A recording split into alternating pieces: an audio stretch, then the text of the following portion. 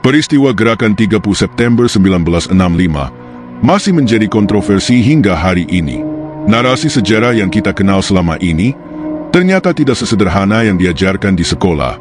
Dalam video ini, kita akan mengulas berbagai kesaksian yang saling bertentangan, serta bagaimana Orde Baru membentuk pemahaman sejarah selama lebih dari 30 tahun.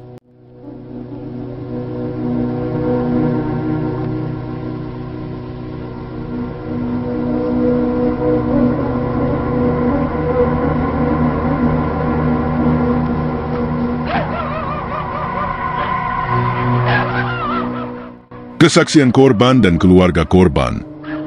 Banyak keluarga korban yang hilang atau dibunuh pasca G30S memberikan kesaksian tentang bagaimana orang-orang terdekat mereka ditangkap, disiksa, atau dibunuh tanpa proses hukum yang jelas. Misalnya, keluarga Owe Coetat dan Subandrio menceritakan bagaimana tokoh-tokoh ini diasingkan dan dihancurkan secara politik. Kesaksian mereka seringkali penuh dengan emosi dan trauma, serta menggambarkan ketidakadilan yang mereka alami. Kesaksian mantan anggota PKI dan simpatisannya. Mantan anggota PKI dan simpatisannya yang selamat dari pembantaian seringkali memberikan kesaksian tentang kekejaman yang mereka alami. Mereka menceritakan bagaimana mereka dikejar-kejar, ditangkap, disiksa dan dibunuh hanya karena dianggap terlibat atau mendukung PKI. Kesaksian ini seringkali bertentangan dengan narasi resmi Orde Baru yang menyatakan bahwa pembantaian tersebut diperlukan untuk menjaga stabilitas negara. Kesaksian militer dan pendukung Orde Baru. Di sisi lain, militer dan pendukung Orde Baru memberikan kesaksian yang mendukung tindakan keras terhadap PKI dan tokoh-tokoh pro-Soekarno. Mereka mengklaim bahwa tindakan tersebut diperlukan untuk mencegah Indonesia jatuh ke dalam kekacauan dan komunisme.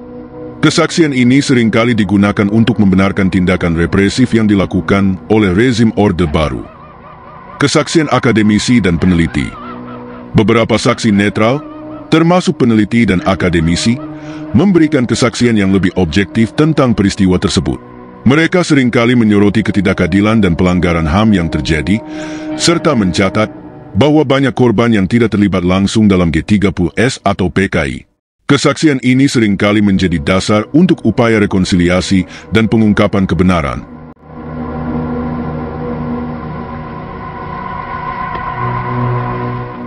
Rezim Orde Baru di bawah kepemimpinan Soeharto sangat terampil dalam mengendalikan narasi sejarah untuk memperkuat kekuasaannya. Berikut adalah beberapa cara yang digunakan Orde Baru untuk mengendalikan narasi sejarah. 1. Propaganda melalui media massa. Orde Baru menggunakan media massa, termasuk surat kabar, radio dan televisi, untuk menyebarkan narasi resmi tentang G30S dan peristiwa-peristiwa selanjutnya. Narasi ini menekankan bahwa PKI adalah dalang utama di balik G30S, dan bahwa tindakan keras terhadap PKI dan tokoh-tokoh pro-Soekarno adalah tindakan yang diperlukan untuk menyelamatkan negara dari ancaman komunisme. 2. Pembuatan film pengkhianatan G30S PKI. Salah satu alat propaganda yang paling efektif adalah film pengkhianatan G30S PKI yang diproduksi oleh pemerintah Orde Baru. Film ini wajib ditonton oleh seluruh rakyat Indonesia setiap tahun pada tanggal 30 September. Film ini menggambarkan PKI sebagai kekuatan jahat yang kejam dan menjustifikasi tindakan keras terhadap mereka. Film ini berhasil menanamkan ketakutan dan kebencian terhadap PKI dalam benak masyarakat. 3. Pendidikan dan kurikulum sekolah. Orde Baru juga mengendalikan narasi sejarah melalui sistem pendidikan. Buku-buku pelajaran sejarah di sekolah-sekolah menekankan narasi resmi tentang G30S dan peristiwa-peristiwa selanjutnya. Siswa diajarkan bahwa PKI adalah musuh negara, dan bahwa tindakan keras terhadap mereka adalah tindakan yang benar dan diperlukan. Hal ini menciptakan generasi yang menerima narasi resmi tanpa pertanyaan. 4. Represi terhadap suara yang berbeda. Orde Baru tidak mentolerir suara-suara yang berbeda atau bertentangan dengan narasi resmi. Tokoh-tokoh yang mencoba mengungkapkan kebenaran atau memberikan perspektif yang berbeda seringkali diintimidasi, ditangkap atau dihilangkan. Hal ini menciptakan iklim ketakutan yang membuat orang enggan untuk berbicara atau menentang narasi resmi. 5. Pembentukan lembaga-lembaga resmi.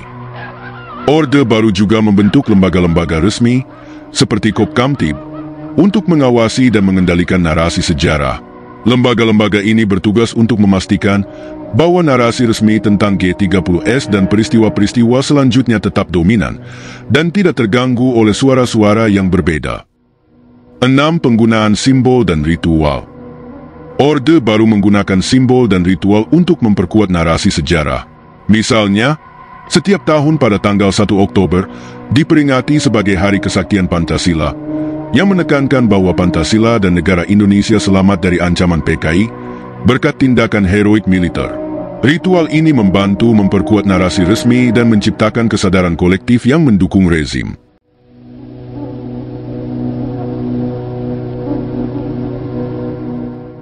Pengendalian narasi sejarah oleh Orde Baru memiliki dampak yang luas dan mendalam terhadap masyarakat Indonesia. Narasi resmi yang dominan menciptakan pemahaman yang sepihak tentang peristiwa G30S dan periode pasca G30S, yang seringkali mengabaikan penderitaan korban dan keluarga mereka. Hal ini menciptakan ketidakadilan sejarah yang masih dirasakan hingga hari ini. Selain itu, pengendalian narasi sejarah juga menciptakan budaya diam dan ketakutan dalam masyarakat. Banyak orang yang enggan untuk membicarakan atau mengungkapkan kebenaran tentang peristiwa tersebut karena takut akan represi atau stigmatisasi. Hal ini menghambat upaya untuk rekonsiliasi dan pengungkapan kebenaran. Namun, setelah jatuhnya rezim Orde Baru pada tahun 1998, mulai muncul upaya untuk mengungkapkan kebenaran dan menantang narasi resmi.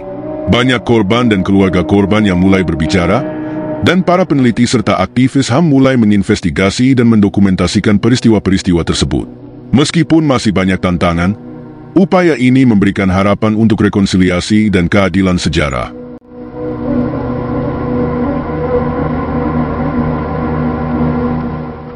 Peristiwa Gerakan 30 September atau G30S, atau yang sering disebut Gerakan 30 September 1965, hingga kini tetap menjadi salah satu peristiwa paling kontroversial dalam sejarah Indonesia.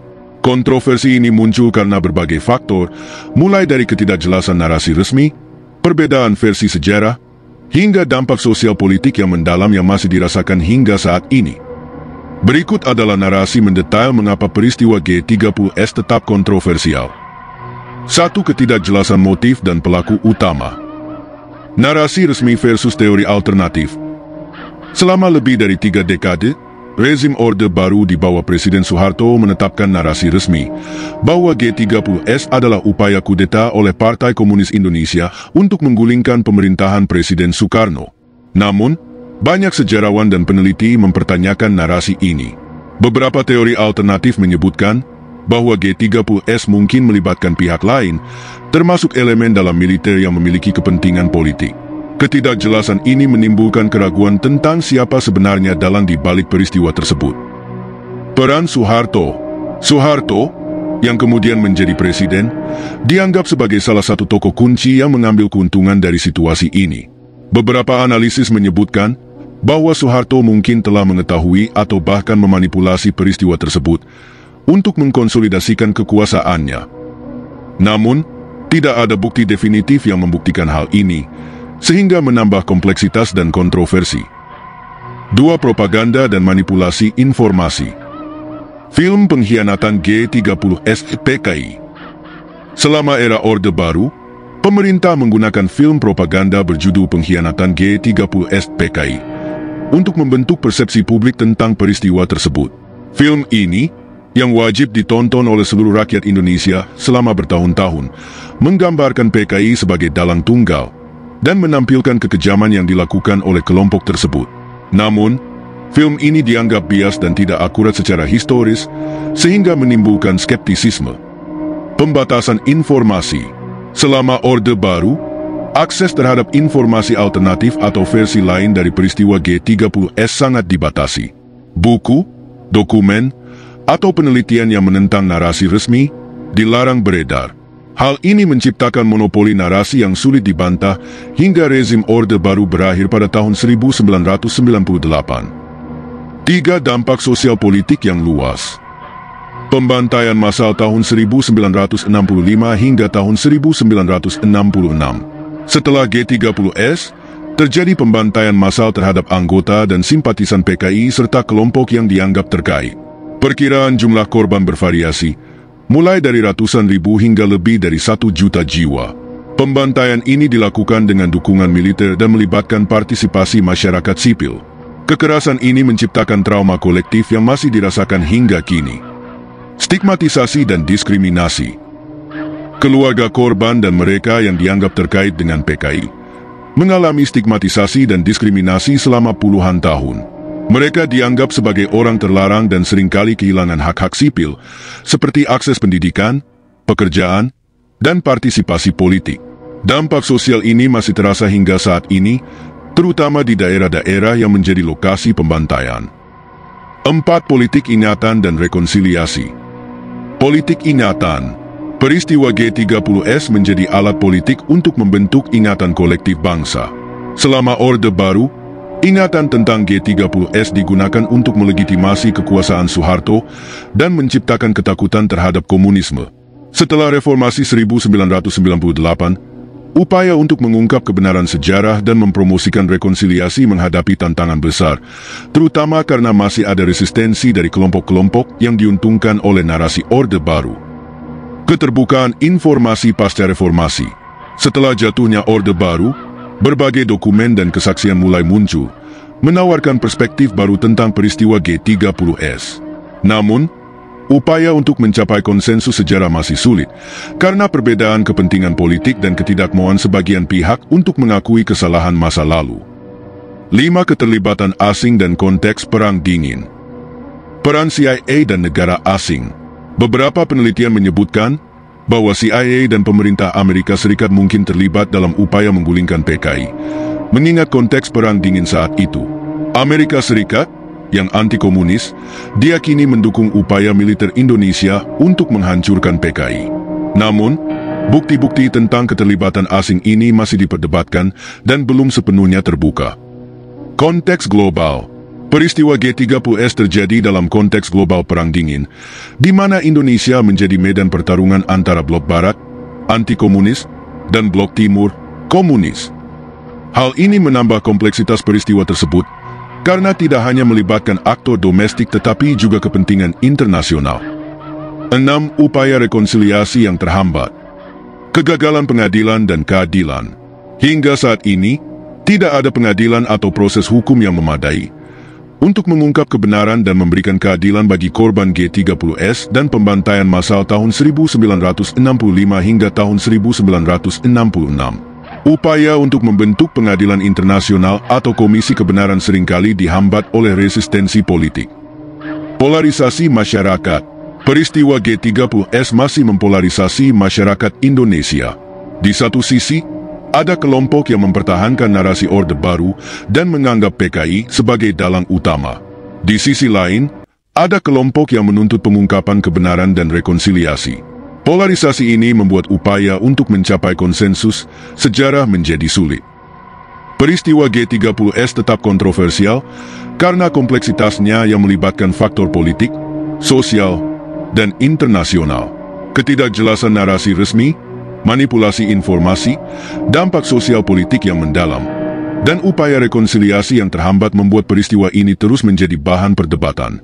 Hingga kini, upaya untuk mengungkap kebenaran seutuhnya masih menghadapi tantangan besar, baik dari segi politik maupun sosial.